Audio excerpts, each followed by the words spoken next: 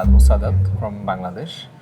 I have just got out of my university recently in 2016. So my academic background was materials and metallurgical engineering, and I was youth worker. I have a lot of experiences in youth activities. So as a responsible citizen, I have been working in youth empowerment, women empowerment, and environmental issues, environmental sectors for raising awareness among people so that we can save the society, so that we can save the environment. So, since I was in materials and metallurgical engineering and I was also concerned about environmental issues, so I got involved in urban mining sector. I was being in I got information from newspaper that Bangladesh is generating huge amount of e-waste every year, and there is no. It is a new concept, and people are not aware about that, and government is hearing it for the first time, and so government is also worried about that. So I found it something interesting for me because as someone I'm very much optimistic person, so I see problem as a challenge. I think it is an opportunity for us to work.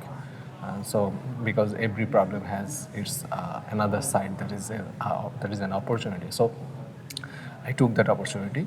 So I have started my venture in last year.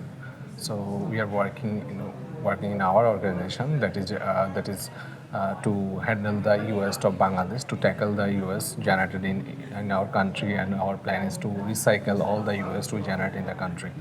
So I'm in the US sector for almost 1 year, and our vision is to set up a plant in next year so that we can recycle all our e-waste in the country. We don't have to, so that we don't have to export it to other countries.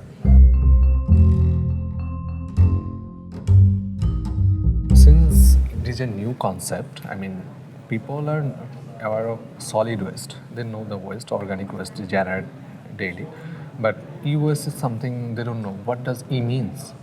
So awareness is a very big challenge right now, and there are few challenges. One is awareness. Another one is uh, awareness among citizen and awareness among stakeholders, government. Government is not aware of the issue that much. They don't know the its toxicity properly. So that's why our one of the challenges is to convince government to take steps to support people who are working in this sector, and to take effective initiatives to tackle the issue, because it is already a burden, and it could become something uncontrollable in near future. So awareness is one problem. Another problem is getting support from government, and another issue is developing a legislation that ensures people's interest, users' interest, at the same time that can ensure the environmental security, and at the same time that can ensure the recyclers' interest. So we need something that can satisfy third parties, three parties I have just mentioned. So these three are most biggest challenges for me, I think. Since I've just started I've been working in the sector for almost a year, so I am also a new, and new in Considering two issues, that is, I'm new in professional world, and I'm new in this US industry. So I have always been feeling that I need to know people who are working in this sector globally, not locally, not just locally, because local sector is informal sector, and they do it just for money. They collect it some from a place and sell it to other place, so for a higher price. So I needed to know that who are working globally and who knows the toxicity, or who knows the e-waste properly, thoroughly, so that I can connect with them and I can learn from them and how they are handling it. Because Bangladesh is a developing country, so we expect that some developed country has some experiences in this sector. So I thought that I would learn from them. So that's why I was exploring who are working globally. So somehow I got connected with Deepali on LinkedIn. So then she told me about this opportunity, about this program. Then I applied. I was just so much excited and still excited. And in last 3 days, I have learned a lot of things that I was seeking for a year. There is some of them are how to develop legislation and policy and e-waste management principles and knowing the e-waste.